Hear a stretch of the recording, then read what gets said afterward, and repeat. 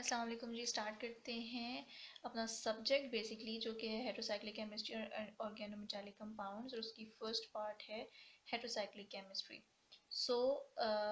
हम लोग क्लास में डिस्कस कर चुके हैं कि हेटेरोसाइक्लिक केमिस्ट्री होती क्या है और नॉमेनक्लेचर पॉइंट ऑफ व्यू से हम किस तरह से कंपाउंड्स को नाम दे सकते हैं, और भी कुछ बेसिक चीज़ें हम ऑलरेडी कर चुके हैं। लेकिन क्योंकि अब लॉकडाउन की वजह से ये वीडियो ऑनलाइन जाने वाली हैं, तो आई होप कि बहुत से जो और स्टूडेंट्स भी हैं, स्पेशली जो 7th सेमेस्टर के हैं केमिस्ट्री के, उनको बहुत ज़्यादा फ़ायदा हो इससे। तो थोड़ा सा मैं, क्योंकि हम ऑफ कोर्स जो अगर कोई नए स्टूडेंट इसको सुनेंगे तो वो समझ पाएँ अच्छे से, तो थोड़ा सा चीज़ों को स्लाइटली पीछे से लेकर चलते हैं। तो देखिए, हेटेरोसाइक्लिक केमिस्ट्री में हम लोग पहली एग्जांपल जो डिस्कस करने वाले हैं वो किसकी है जी? पिरिडीन की। पिरिडीन का स्ट्रक्चर कैसा होता है? पिरिडीन का बहुत ही नाइस सा आपको स्ट्रक्चर नज़र आएगा, जो कि बेंजीन से बहुत हद तक मिलता जुलता है। एग्जैक्टली वो नहीं है ऑब्वियसली, लेकिन बहुत हद तक मिलता जुलता है। हद तक मिलने जुलने का क्या मतलब है? पिरिडीन के अंदर हम लोग क्या देखते हैं, क्योंकि हम हेट्रोसाइक्लिक केमिस्ट्री पढ़े हैं, तो मतलब कोई ना कोई हेट्रोसाइक्लिक कंपाउंड होगा जिसको हमने पढ़ना है, और यहाँ पर हेट्रो एटम कौन सा है? नाइट्रोजन है।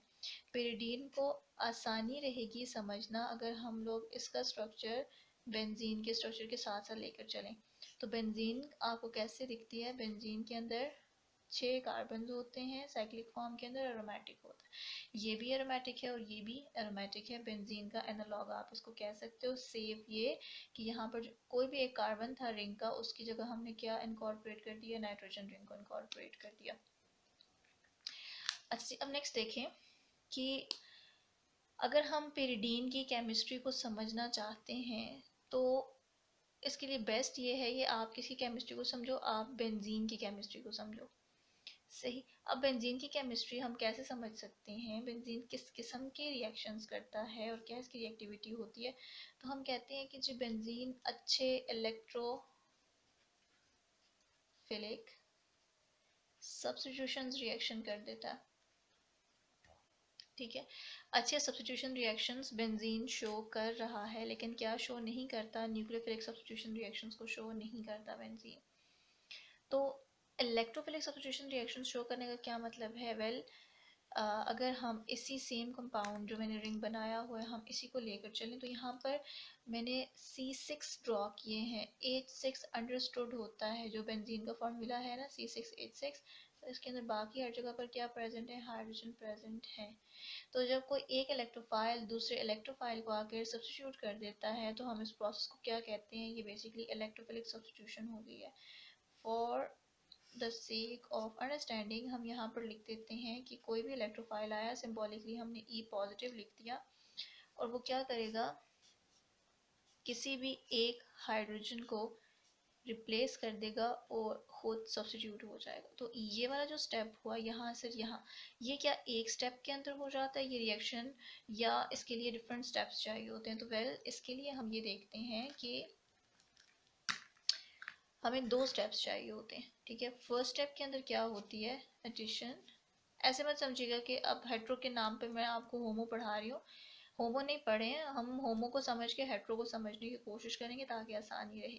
तो सबसे पहले क्या होता है? एडिशन, और एडिशन के बाद क्या होता है जी? एलिमिनेशन। जो एडिशन का स्टेप होता है ये स्लो होता है, जो एलिमिनेशन का स्टेप होता है ये फास्टर होता है। किस तरह से होता है? सेम इस वाले रिएक्शन को अगर हम लोग कंसिडर करें तो यहाँ पर देखिए, मुझे लगा ये वाला मार्कर अच्छा लिखता होगा। एनीवे, ये बेंजीन, इसके सारे के सारे ऐसे ही एच होंगे जो हम नहीं ड्रॉ करें। इसको ड्रॉ करने का मतलब ये है ताकि आपको थोड़ी आसानी रहे चीज़ें समझने में। ठीक है, तो ये आप देखिए, यहाँ पर हमने क्या किया? कोई भी इलेक्ट्रोफाइल डाल दिया। अब क्वेश्चन ये अराइज होता है कि इन सब कार्बन में से जो आप C6 लिख रहे हो, H6 ओवरऑल बेंजीन का फॉर्मूला है, तो जो C6 हैं, ये 6 कार्बन हैं, इनमें से कौन सा वाला कार्बन के जो पाई इलेक्ट्रॉन्स हैं ये अटैक कर देंगे इसके ऊपर? देखें, ऑब्वियसली ये क्या है? इलेक्ट्रोफाइल है, और बेंजीन के ऊपर आपको क्या नजर आ रहे हैं? ढेर सारे इलेक्ट्रॉन्स नजर आ रहे हैं। ढेर सारे कितने हैं? 2 4 6 6 इलेक्ट्रॉन्स हैं पाई, या फिर आप कह सकते हो 3 इलेक्ट्रॉन के पेयर्स एग्जिस्ट कर रहे हैं, तो कोई एक ना एक जाकर इसके ऊपर अटैक करेगा। ठीक, तो जब फॉर एग्जांपल अगर हम लोग इसी को कंसिडर कर लेते हैं, ये कार्बन नंबर 1, ये कार्बन नंबर 2, तो जब 1 और 2 के बीच में जो पाई इलेक्ट्रॉन्स हैं, फॉर एग्जांपल अगर ये जाके अटैक करें तो किसी एक कार्बन के ऊपर तो ये आ जाएगा, मतलब कि ऐड हो जाएगा, और दूसरा वाला कार्बन क्या हो जाएगा, डेफिशिएंट हो जाएगा। उसकी रीज़न क्या है कि ऑब्वियसली दोनों आप पहले शेयर थे दोनों के बीच में, और एक ने उस सब को यूटिलाइज कर दिया और दूसरे को क्या कर दिया, कंगाल कर दिया। अब देखें क्या हमें ये वाला स्ट्रक्चर जो है ये सारी की सारी मॉलिक्यूल की फॉर्मेशन दे रहा है, तो हम कहते हैं नहीं, बेंजीन ज़रूरी नहीं है हमेशा ऐसे ही स्ट्रक्चर के अंदर, मतलब कि 1 और 2 के बीच में ये वाला डबल बॉन्ड लोकलाइज्ड है, 3 और 4 के बीच में ये वाला, ऐसा कुछ नहीं होता, बल्कि ये वाली स्ट्रक्चर रेजोनेट करती रहती है एक दूसरे स्ट्रक्चर के साथ, जिसके अंदर आपको कुछ स्टोरी ऐसी नजर आएगी। तो बेसिकली ये दोनों स्ट्रक्चर्स ही आपको ओवरऑल बेंजीन की इन्फॉर्मेशन दे रहे हैं, ना तो 100% इसमें है और ना इसमें। ये मैं बेसिक्स बता रही हूँ, अगर आपको ऑलरेडी पता है तो you can forward the video. अब देखें, मान लेते हैं कि ये वाला जाकर अटैक कर रहा है, इसने यहाँ से जाके इसके ऊपर अटैक कर दिया, तो आपको क्या मिलेगा, बेंजीन रिंग अपनी जगह पे, न्यूक्लियाई, ये वाला पाई इलेक्ट्रॉन भी अपनी जगह पे, ये वाला पाई इलेक्ट्रॉन भी अपनी जगह पे, इसकी जगह क्या हो गया है, एच तो ऑलरेडी था, अब क्या आके अटैच हो गया, ई ऐड हो गया, और कार्बन नंबर 1 पे क्या आ गया, पॉजिटिव चार्ज आ गया। जो ये वाला स्टेप होगा, ऑब्वियसली आपने क्या किया है, एरोमेटिक रिंग से नॉन एरोमेटिक को जनरेट कर दिया है, तो ये वाला स्टेप क्या होगा, बहुत ज़्यादा स्लो स्टेप होगा, और इसको हम लोग दूसरा क्या कहते हैं, कार्बोनियम आयन भी कहते हैं, और इस केस में हम लोग इसको फिनोनियम आयन भी कहते हैं, या फिर जो आप ये वाला वर्ड हर जगह देखोगे, यहाँ पे किसकी फॉर्मेशन हो रही है, सिग्मा कॉम्प्लेक्स की, या फिर इसको हम लोग वीलैंड इंटरमीडिएट भी कहते हैं। Fine, okay. अब ये क्या है, इसके मुकाबले में अगर हम लोग देखें तो ये बेंजीन थी, एरोमेटिक थी, तो एरोमेटिक होने की वजह से क्या थी, बहुत ज़्यादा स्टेबल थी। यहाँ पर क्या हुआ, अब इसकी एरोमेटिसिटी लॉस्ट हो गई है, ये नॉन एरोमेटिक बन गया, नॉन एरोमेटिक, और इस वजह से क्या होगा, ऑब्वियसली लेस स्टेबल। तो दैट्स वाई ये स्टेप क्या था, स्लो स्टेप था, जिसके अंदर हमने एडिशन की है। ये हमारा फर्स्ट वाला स्टेप है।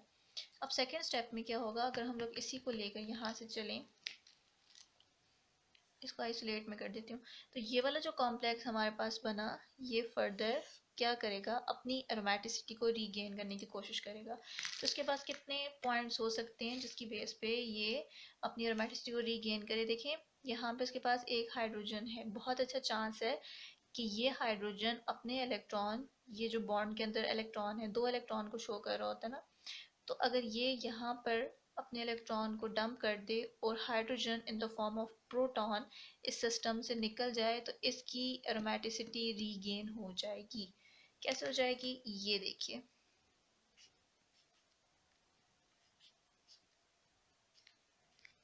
इस हाइड्रोजन ने अपने इलेक्ट्रॉन अंदर दे दिए, इस डेफिशिएंसी को ओवरकम कर लिया, और ई तो वैसे ही है अभी भी, तो चला क्या गया सिस्टम में से, प्रोटॉन का रिमूवल हुआ। इस स्टेप को हम क्या कहते हैं, डीप्रोटोनेशन हो गई है, या फिर क्या हो गई है, एलिमिनेशन हो गई। ये हमारा सेकेंड वाला स्टेप हो गया ये, और फर्स्ट वाला था ये, ठीक है। तो इस डीप्रोटोनेशन को हम एलिमिनेशन स्टेप कह रहे हैं, और हम कह रहे हैं ये क्या होता है हमेशा फास्टर, क्योंकि क्या हो रहा है, लेस स्टेबल से आप दोबारा स्टेबल मॉलिक्यूल को अचीव करें तो फटाफट से रिएक्शन हो जाएगा, ठीक है। ये हम लोगों ने अभी किसकी डिस्कस की है, केमिस्ट्री या रिएक्शन पॉइंट ऑफ व्यू से, कि बेंजीन इस तरह से रिएक्शन करता है। क्यों करता है, क्योंकि बेंजीन के अंदर जो कार्बन प्रेजेंट हैं वो 6 कार्बन आपस में शेयर कर रहे हैं 3 पाई इलेक्ट्रॉन्स को, या फिर 3 पेयर्स ऑफ इलेक्ट्रॉन, मैं यहाँ लिख देती हूँ, ये शेयर कर रहे हैं 3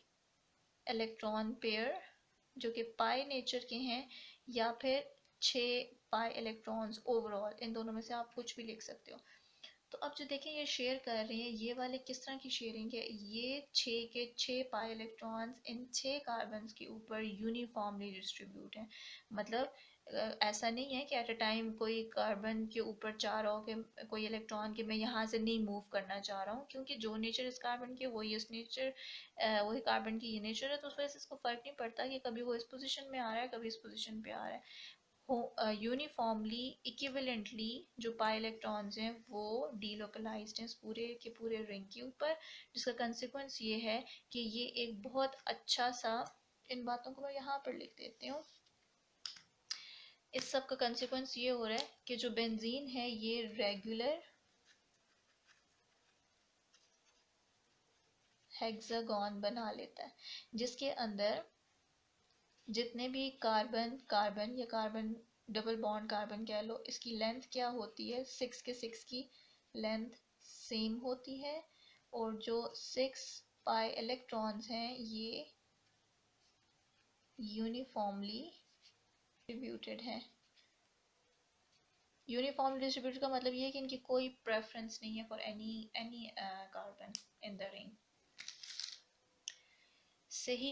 अब हम लोग इस बेंजीन को समझ चुके हैं काफ़ी हद तक कि ये किस तरह के इलेक्ट्रोफिलिक सब्स्टिट्यूशन रिएक्शंस क्यों करती है, क्योंकि उसमें पहला स्टेप तो एडिशन का होता है, तो benzene as a nucleophile attack कर देती है, अटैक करने के बाद अनहैप्पी हो जाती है, तो वापस अपनी हैप्पीनेस मतलब कि अपनी स्टेबिलिटी को अचीव करने के लिए वो एलिमिनेशन कर देती है अपनी एक प्रोटॉन की फॉर्म में, और आपके पास सब्स्टिट्यूटेड बेंजीन जनरेट हो जाता है। अब सेम इसी वाली की केमिस्ट्री हम लोग समझते हैं, जो वर्सेस हमने लिखा हुआ था कि पिरिडीन के साथ क्या होता है। तो जी देखिए जी, पिरिडीन की केमिस्ट्री के अंदर क्या है, पिरिडीन में आपको नज़र आ रहा है एक, ये जो नाइट्रोजन है ये इलेक्ट्रोनेगेटिव नेचर का है। इलेक्ट्रोनेगेटिव होने की वजह से ये क्या करता है, सबसे पहला इफेक्ट तो ये होगा कि आपको पता है इलेक्ट्रोनेगेटिव कोई भी एलिमेंट हो तो उसकी नेचर ये होती है इलेक्ट्रॉन को विदड्रॉ करना अपनी तरफ। तो यहाँ पे कौन से इलेक्ट्रॉन लूजली हेल्ड हैं, जो लूजली हेल्ड होंगे उनके चांसेस ज़्यादा हैं कि वो करीब आ सकें।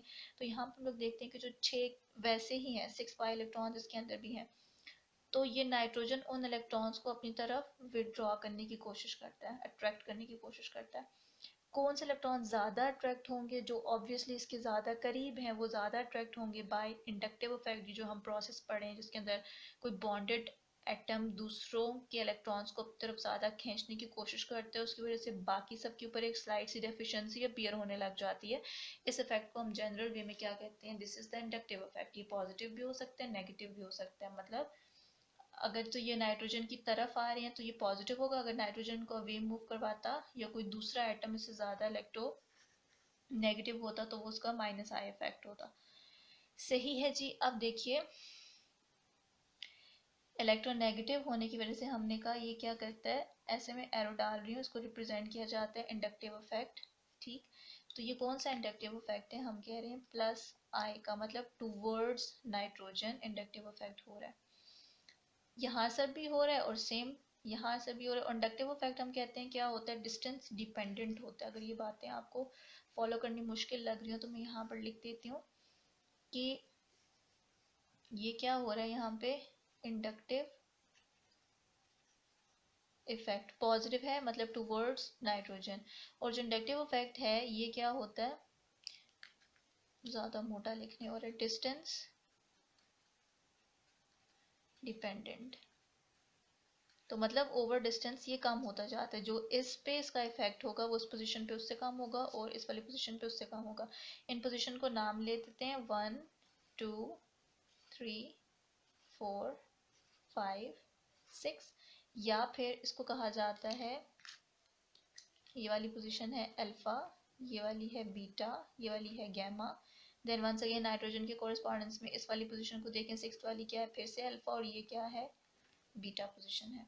तो अगर हम लोग अल्फा बीटा में कंसिडर करें तो 3 पोजीशंस हम लोग कंसिडर करके बात करेंगे, और नंबरिंग में देखें तो भी आपने 1 वाली के ऊपर तो इटसेल्फ नाइट्रोजन है, तो 2 3 एंड 4 इन वाली पोजीशंस का जो बिहेवियर होगा वो 3 का 5 के साथ और 2 का 6 के साथ रिप्रोड्यूस हो रहा होता है। ओके जी, अगर हम लोग ये बात कह रहे हैं कि नाइट्रोजन है, नाइट्रोजन इलेक्ट्रोनेगेटिव इफेक्ट कॉज करवा रहा है, इसका कंसिक्वेंस क्या होगा इसका कंसिक्वेंस ये होगा कि यहाँ पे जो हम लोगों ने लिखा था कि यूनिफॉर्मली डिस्ट्रीब्यूटेड होते हैं पाई इलेक्ट्रॉन्स इन बेंजीन, वो यूनिफॉर्मली डिस्ट्रीब्यूट नहीं रहेंगे। इलेक्ट्रॉन्स की प्रेफरेंस या इलेक्ट्रॉन्स की इंक्लिनेशन किसकी तरफ चली जाएगी, इस नाइट्रोजन की तरफ चली जाएगी, नाइट्रोजन अट्रैक्ट कर रहा है। तो अब इसका मतलब है कि यहाँ पर जो रेगुलर हेक्सागोन था वो तभी बना था कि जब ये इस पूरे कार्बन में इक्वली डिस्ट्रीब्यूटेड थे। अब यहाँ पर ये अनइवनली यूनिफॉर्मली डिस्ट्रीब्यूटेड नहीं है। तो इसके कंसिक्वेंस में पहली बात तो ये होनी है कि जो रेगुलर हेक्सागोनल स्ट्रक्चर था इसके एनालॉग भाई का जो कि बेंजीन है वो आपको नहीं दिखेगा, पहली बात। दूसरी हम लोग क्या कहते हैं कि इसकी वजह से यहाँ पर जो पिरिडीन है इसमें परमानेंट डायपोल एग्जिस्ट करने लग जाता है। डायपोल क्या होता है, जब पॉजिटिव नेगेटिव चार्जेस की सेपरेशन हो जाए। तो आपको वैसे तो यहाँ पर कुछ नहीं दिख रहा ना, लेकिन जब इलेक्ट्रॉन नेगेटिव एलिमेंट है और प्लस आई का इफेक्ट लगा रहा है तो इवेंचुअली क्या हो रहा है, नाइट्रोजन नेगेटिव होता जा रहा है, इलेक्ट्रॉन इसकी तरफ मूव कर रहे हैं, और जिस कार्बन से मूव कर रहे हैं वो क्या होता जा रहा है, पॉजिटिव। तो ओवरऑल यहाँ पर ये जो मैंने बनाया ये किसकी निशानी है, यहाँ पर डायपोल क्रिएट हो गए हैं। और जो परमानेंट डायपोल क्रिएट हो रहे होते हैं इसका ज़्यादा इफेक्ट किस में होता है जी,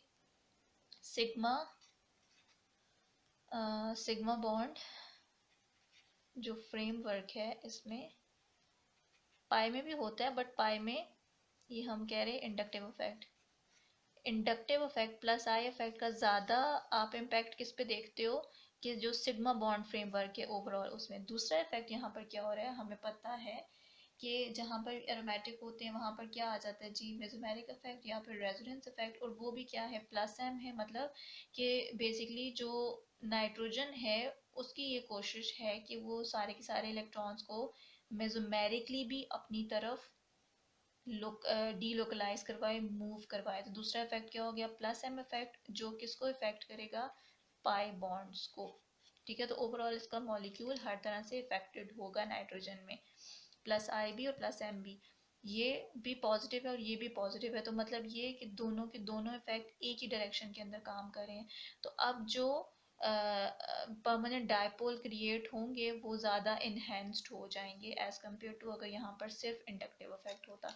इस बात को प्रूव कर सकते हैं क्या हम कि वाकई ही जो डायपोल्स हैं, परमानेंट डायपोल्स क्रिएट हुए हैं, इसमें जी पाई इलेक्ट्रॉन्स का भी रोल है और सिग्मा का तो होता ही होता है।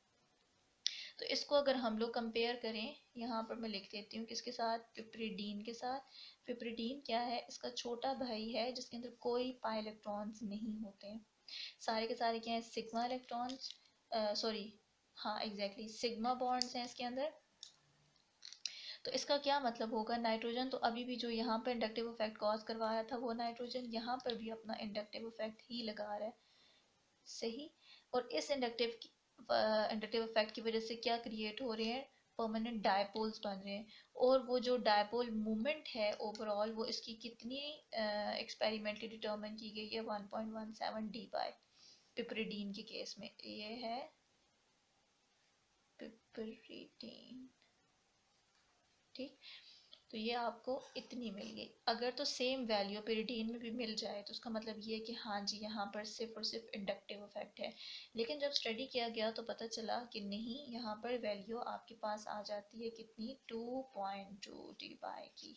तो ये 2.2 तो बहुत ज़्यादा हो गया 1.17 से। तो एडिशनल इफेक्ट क्या हुआ कि yes this is confirm, inductive के साथ पिरिडीन के अंदर क्या है, मेसोमेरिक इफेक्ट भी है।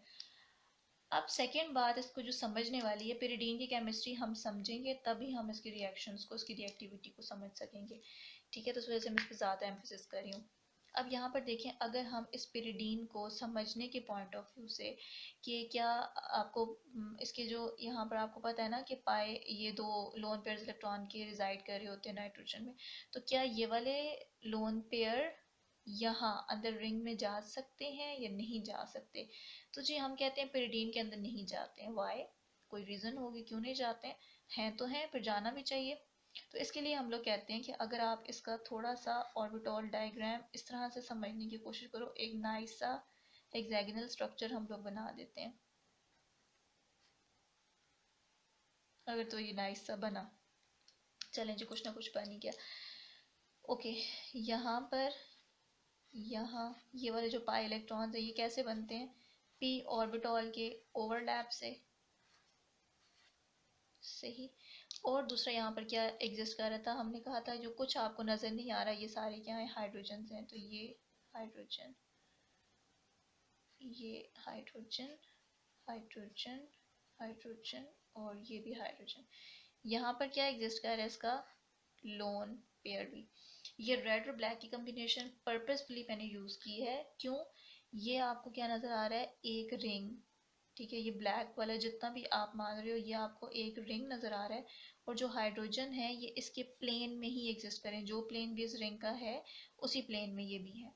लेकिन जो आपको ये पी ऑर्बिटॉल्स नज़र आ रहे हैं जिन्होंने आपस में ओवरलैप करके ये पाई इलेक्ट्रॉन्स को बनाया हुआ है, इनकी orientation as compare to this ring वो क्या बन रही है कि ये रिंग के बिल्कुल परपेंडिकुलर है, सेम प्लेन में नहीं है, ये परपेंडिकुलर है। और ये सारे आपस में क्या है, सेम डायरेक्शन के अंदर है आपस में सब। जो ये मैं यहाँ पर लिख देती हूँ,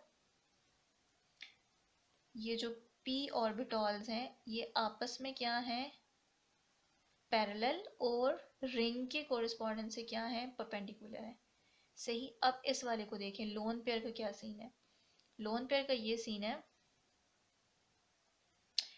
कि ये लोन पेयर जो रिंग है उस ही प्लेन में एग्जिस्ट कर रहे हैं। मतलब अगर तो ये भी परपेंडिकुलर होते रिंग के तो ये क्या हो जाते, इन पी ऑर्बिटॉल्स के पैरेलल हो जाते, पैरेलल की वजह से साइड वाइज ओवरलैप करके पाई इलेक्ट्रॉन्स आपस में पाई बॉन्ड बना सकते थे। लेकिन ये क्या हो गया, तो बिल्कुल ऑपोजिट हो गया, इसकी ये डायरेक्शन है और ये यहाँ पर इस तरह से हैं, तो ये तो आपस में ओवरलैप कर ही नहीं सकते। जब नहीं कर सकते तो ये क्या होंगे, हमेशा नाइट्रोजन के ऊपर ही अवेलेबल रहते हैं इस वाली फॉर्म के अंदर। जो जब नाइट्रोजन के ऊपर अवेलेबल हैं, मतलब ये रिंग के अंदर टेक पार्ट नहीं कर रहे हैं, तो इसकी वजह से जो आपका पिरिडीन होता है ये बहुत अच्छी बेस के तौर पर काम करता है, ठीक है। इलेक्ट्रॉन पेयर डोनर हो जाता है ये हम लोगों ने इसकी एक बात पढ़ ली।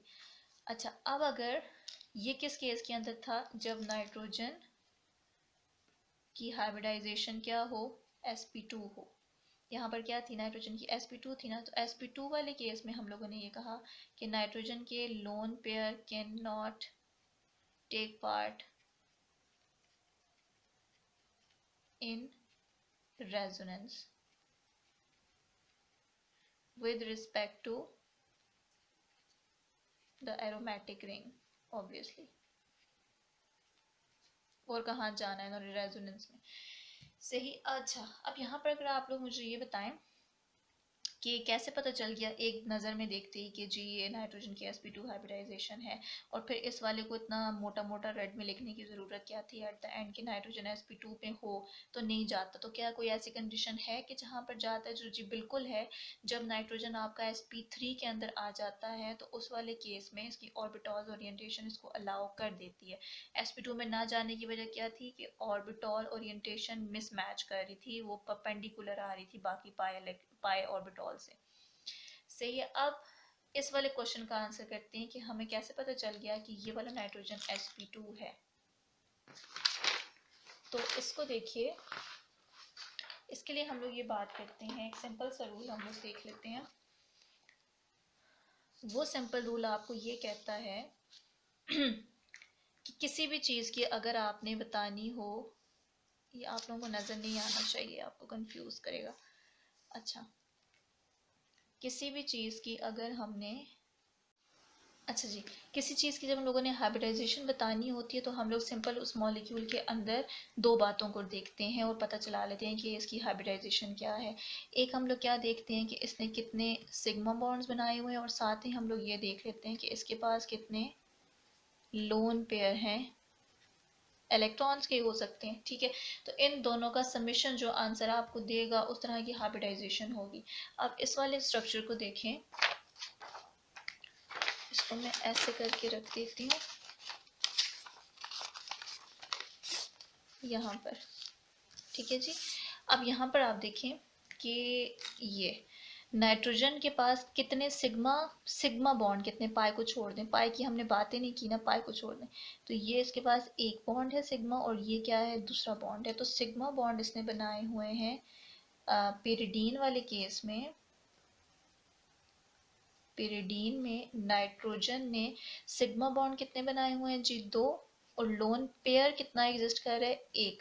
तो टोटल नंबर क्या हो गया, 3। तो ऐसी कौन सी हाइब्रिडाइजेशन है जो आपको 3 ऑर्बिटॉल्स की कम्बिनेशन से मिलती है, तो हम कहते हैं एक s होता है और 2 p मिलके sp2 बना देते हैं, 3 ऑर्बिटॉल्स के अंदर इन्वॉल्व होते हैं।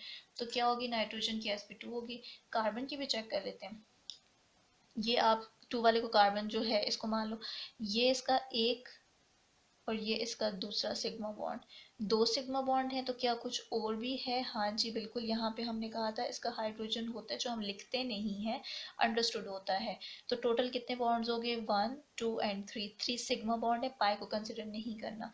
तो यहाँ पे हमारे पास सिग्मा बॉन्ड्स कितने हैं, 3 हैं, और लोन पेयर कार्बन के पास कोई भी नहीं होता, 0। तो अगेन इसके भी 3 ऑर्बिटॉल्स बन रहे हैं जो किसकी कम्बिनेशन से मिल सकते हैं, 2p और 1s की कम्बिनेशन से आपको 3 sp2 हाइब्रिड ऑर्बिटल्स मिल जाते हैं। तो इसका मतलब हो गया, ऐसे हम लोग सिंपल वे में हाइब्रिडाइजेशन को पता चला लेते हैं। ओके, तो now the thing is that कि क्या नाइट्रोजन के इलेक्ट्रॉन्स भी हैं और हम इन इलेक्ट्रॉन्स को इसकी रिंग का पार्ट नहीं बना रहे हैं, और अगर हम लोग इसका पार्ट बना देते तो क्या ये एरोमेटिक रहती, अगर एरोमेटिक रहती तो क्या कोई रूल्स हैं जो एरोमेटिसिटी को बता सकें, तो बिल्कुल जी रूल्स हैं जो एरोमेटिसिटी किसी चीज़ की हाँ या ना में आपको आंसर कर देते हैं। ये इसके बैकग्राउंड में कॉन्सेप्ट्स हैं, अगर आपको क्लियर हैं तो आप आगे जाइए, अगर आपको रिवाइज करने की ज़रूरत है तो ज़रूर इसको सुनिए। तो सेकेंड वन हम लोग क्या कहते हैं कि कोई चीज़ एरोमेटिक है या नहीं है, ये कैसे पता चलेगा, ये इस तरह से पता चल जाता है कि अगर तो एरोमेटिक होने के लिए वो रेजोनेट कर रही होती है ना चीज़ें, तो हम लोग कहते हैं सबसे पहले एरोमेटिक क्या होने चाहिए, साइक्लिक फॉर्म के अंदर होने चाहिए। सेकंड हम लोग ये कहते हैं कि साइक्लिक हों तो फिर प्लेनर बी मस्ट हों। थर्ड हम लोग कहते हैं कि प्लेनर और साइक्लिक के बाद वो क्या होने चाहिए, उनके जो पाई इलेक्ट्रॉन्स हैं वो कंजुगेशन में होने चाहिए। इसके अंदर कोई चीज़ ना क्लियर हो, प्लानर एक नया वर्ड है, तो क्या प्लानर आपको क्लियर है। देखिए जब हम लोग कोई चीज़ ड्रॉ कर रहे होते हैं, ये छोटी सी अगर मैं इसको ड्रॉ करने की कोशिश करूँ तो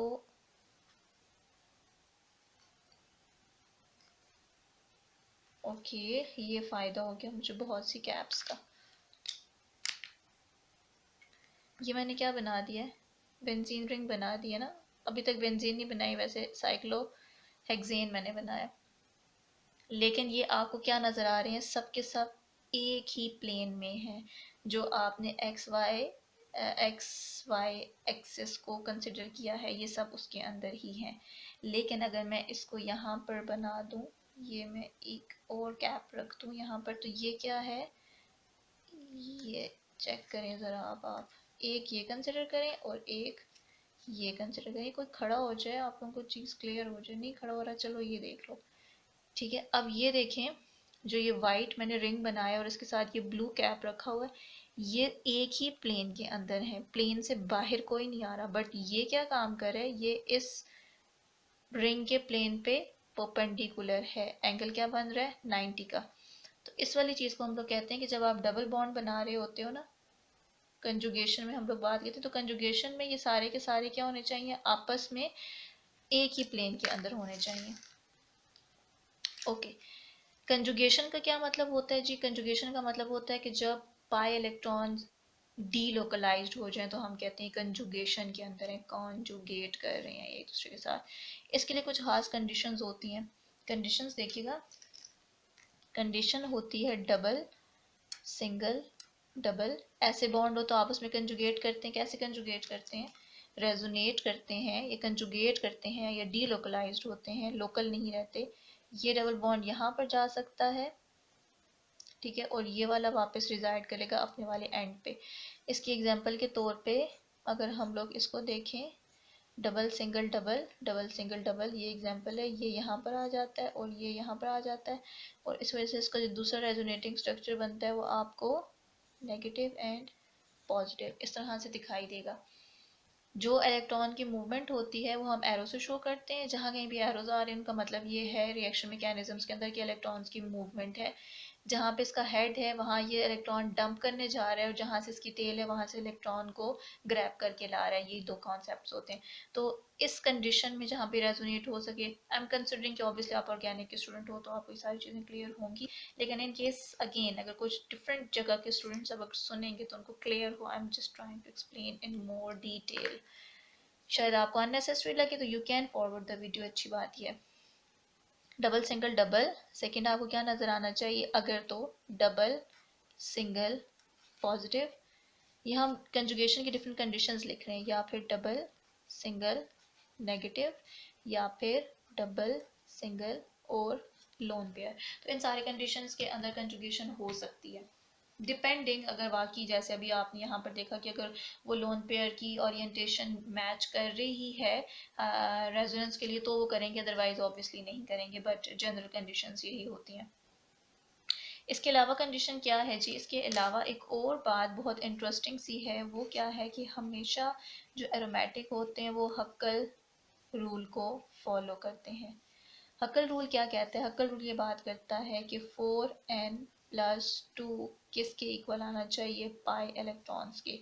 इन अदर वर्ड्स हम इसके अंदर से n की वैल्यू को कैलकुलेट करते हैं, और अगर n की वैल्यू ग्रेटर आ जाए या इवन इक्वल भी आ जाए 1 के, तो हम कहते हैं ये सिस्टम क्या होगा? एरोमेटिक। और अगर तो नहीं आता तो देन ऑब्वियसली दूसरा ऑप्शन ही क्या है? वो एरोमेटिक नहीं होगा। इसके लिए हम लोग एग्जाम्पल देख लेते हैं। ये पेरिडीन ही लिखा हुआ है, देखें पेरिडीन के अंदर इलेक्ट्रॉन्स कितने हैं टोटल? 2 4 6 एंड ये 2 8। लेकिन हम लोग यहाँ पर किनको कंसिडर कर रहे होते हैं?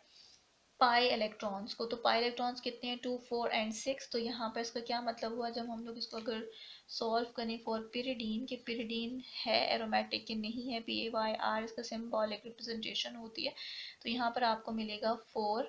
एन हम लोगों ने कितना कंसिडर किया? 6 प्लस सॉरी एन ही को तो आपने डिटर्मिन करना है, तो 4n+2 is equal to pi electrons.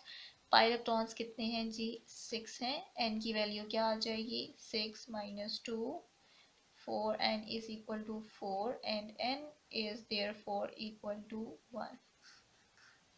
इसका मतलब ये है कि पिरिडीन क्या है? एरोमेटिक है। लेकिन अगर हम लोग इसके अंदर इन केस अगर आप इन्वॉल्व कर दो गलती से, जिस तरह से भी पहले तो इन्वॉल्व होते ही नहीं है ना, आप अगर कर दो तो फिर आप इस फॉर्मूले के मुताबिक भी गलत जा रहे हो। सही हो क्या जी? अब नेक्स्ट हम लोग क्या देखते हैं? पिरिडीन को हमने देख लिया, पिरिडीन का स्ट्रक्चर ओवरऑल कैसा होता है। नाइट्रोजन sp2 की फॉर्म में अंदर रेजोनेट नहीं करते हैं, लेकिन अगर sp3 की फॉर्म में हो तो वो कर लेंगे। और इसके अलावा एक और चीज़ इम्पॉर्टेंट है, और वो ये है कि बेंजीन के जैसे आपने यहाँ पर एरोमेटिक स्ट्रक्चर्स ड्रॉ किए थे, ये वाले दो रेजोनेटिंग स्ट्रक्चर्स, तो क्या पिरिडीन के केस में भी ऐसा ही होता है या कोई डिफरेंट स्ट्रक्चर्स भी ओरिजिनेट हो सकते हैं? इसको मैं साइड पे कर देती हूँ, उसका इतना कोई रोल अब रहा नहीं है। तो जी देखिए, इस वाले से देखिए अब, रेजोनेटिंग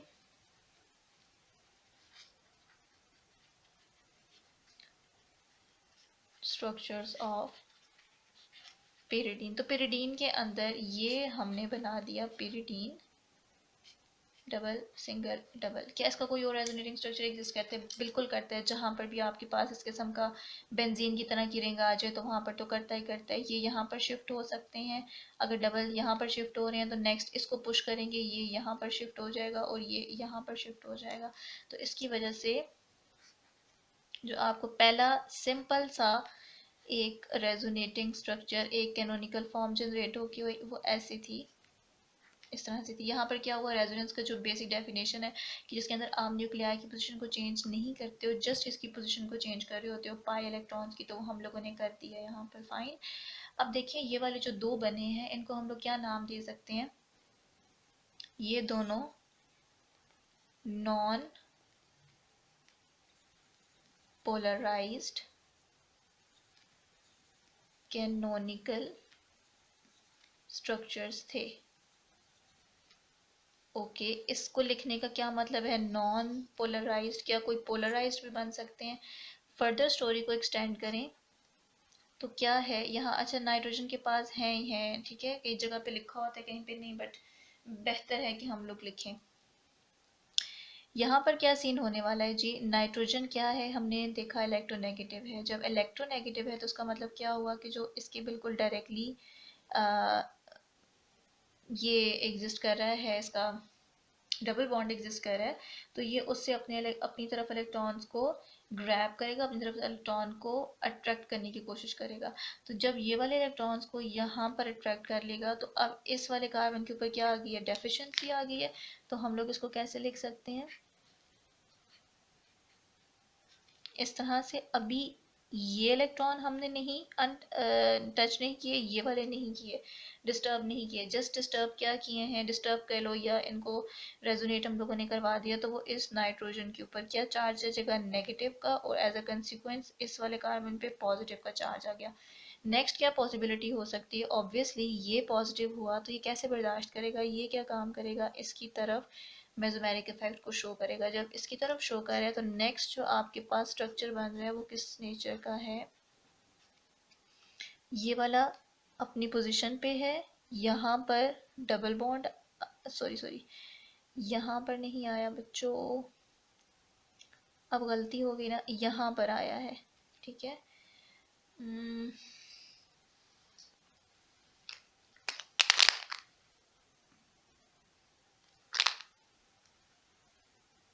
ठीक है, क्योंकि अगर आप एंड पे स्क्रीनशॉट लो तो फिर चीज़ें क्लियर रहें। और यहाँ पर क्या जनरेट हो गया? ऑब्वियसली डेफिशिएंट चार्ज आ गया। उससे नेक्स्ट स्टेप में क्या हो सकता है कि जब ये वाला पिरिडीन, अब ये वाला कार्बन इसको देख रहा है, तो ये वाला कार्बन क्या काम करेगा? इसकी डेफिशिएंसी को फुलफिल करने के लिए इसकी तरफ डीलोकलाइज्ड हो जाएगा। तो नेक्स्ट कैनोनिकल स्ट्रक्चर बन गया ये वाली पोजीशन अपनी जगह, और जो ये वाला पायरेक्ट्रॉन था ये चला गया यहाँ पर, डेफिशिएंसी कहाँ गई? यहाँ। अगर मैं इसको भी इसी से लिख दूँ तो शायद ज़्यादा बेहतर होगा। इसके पास नेगेटिव है, इसके पास नेगेटिव है, तो देखिए जी, ये वाले जो तीन कैनोनिकल स्ट्रक्चर्स बने हैं, ये वाले तीन, इनकी क्या नेचर है? ये पोलराइज्ड है। पोल्स बन गई ना, नेगेटिव पॉजिटिव वाला, तो ये पोलराइज्ड कैनोनिकल फॉर्म्स हैं, और ये क्या थी? नॉन पोलराइज थी। लिखने का कोई पर्पज़ है? क्या पर्पज़ है? इसकी बहुत गहरी स्टोरी है जो हमने इसकी पोलराइज कैनोनिकल स्ट्रक्चर्स बनाई, इनका कंसिक्वेंस क्या होता है, ये फर्दर आपको इसकी रिएक्टिविटी डिटर्मिन करने में बहुत हेल्पफुल होने वाले हैं। ठीक है, इस वाली को मैं यहाँ पर ही डिस्कस कर लेती हूँ। ये हम लोगों ने इस वाले के अंदर इसको नंबरिंग दी थी और हमने कहा था 1 2 3 4 5 6 और अल्फ़ा बीटा याद है। अगेन मैं यहाँ पर ये वाली चीज़ लिख देती हूँ, ये इसकी कौन सी पोजीशन है? अल्फ़ा, और ये इसकी पोजीशन है बीटा, और ये इसकी पोजीशन है गैमा। सिमिलरली ये वाली पोजीशन है अल्फ़ा और ये वाली भी क्या है? बीटा। ओके, अब आप मुझे ये बताएं कि आपको पिरिडीन में जब डिफरेंट रेजोनेटिंग स्ट्रक्चर्स हैं, ये सारी की सारी, चाहे वो पोलराइज्ड हों या नॉन पोलराइज्ड हों, तो आपको डेफिशिएंसी किस किस सेंटर के ऊपर नज़र आ रही है? तो कार्बन नंबर 2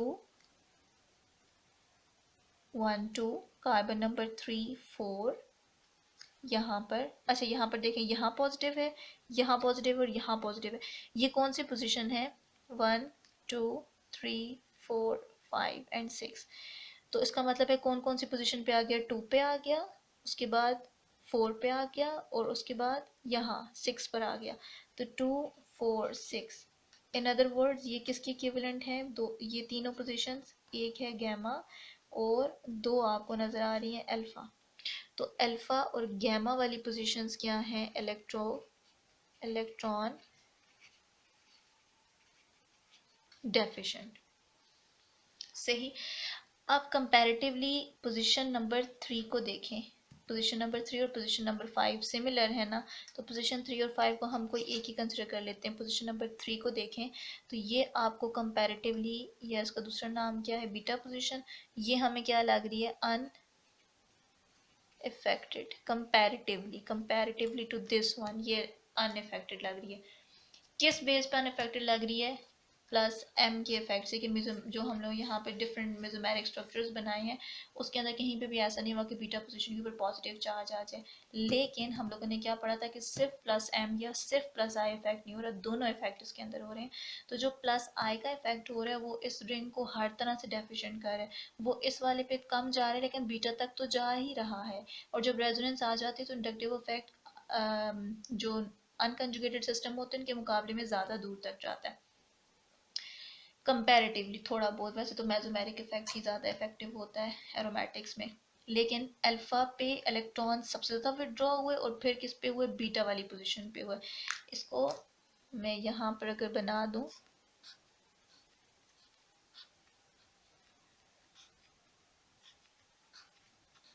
ठीक है, इसमें क्या हुआ, जो अल्फा पोजीशन पे इलेक्ट्रॉन विदड्रॉइंग इफेक्ट लग रहा था, मतलब कि जो प्लस आई इफेक्ट लग रहा था वो इस पोजीशन पे सबसे ज़्यादा इफेक्ट करेगा, इस पोजीशन पे उससे कम और इस पे सबसे कम। लेकिन ये क्या कर रहा है, इफेक्ट तो कर रहा है।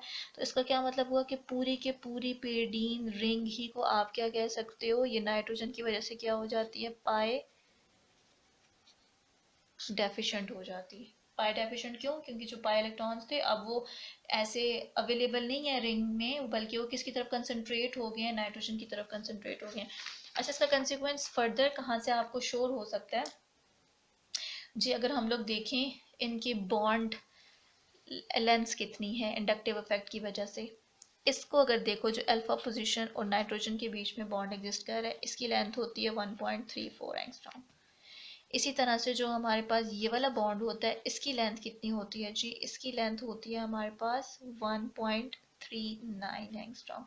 और जो ये वाला होता है, इसकी बॉन्ड लेंथ कितनी होती है, 1.40 एंगस्ट्रॉम। तो यहाँ पर देखें क्या हो रहा है कि जो अल्फा वाला था उसका बॉन्ड सबसे कम है, क्योंकि यहाँ पे बहुत पॉजिटिव प्लस आई इफेक्ट हो रहा है। प्लस एम भी होता है और हमने कहा प्लस आई तो होता ही होता है।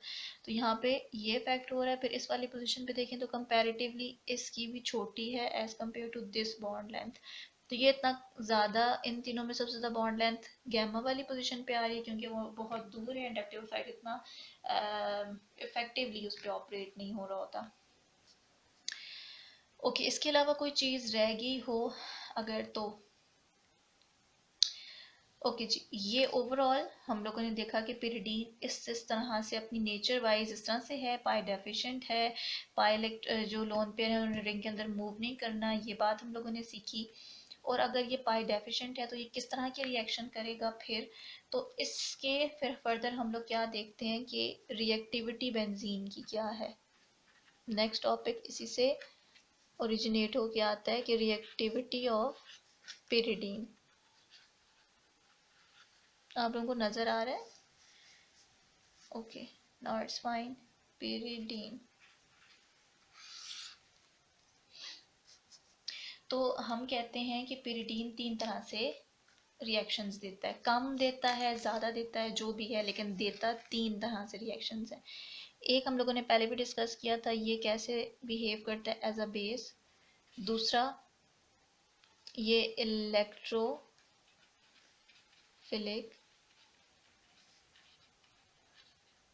सब्स्टिट्यूशन रिएक्शंस को भी शो करता है और न्यूक्लियोफिलिक सब्स्टिट्यूशन रिएक्शंस को भी शो करता है। वन बाय वन हम सबको देखेंगे कि कैसे करता है और क्या हो सकता है, किन केसेस के अंदर ये एज अ बेस प्रेफर करता है, किन केसेस के अंदर इलेक्ट्रोफिलिक सब्स्टिट्यूशन रिएक्शन शो करता है और किन के अंदर देन न्यूक्लियोफिलिक सब्स्टिट्यूशन रिएक्शंस को शो करता है।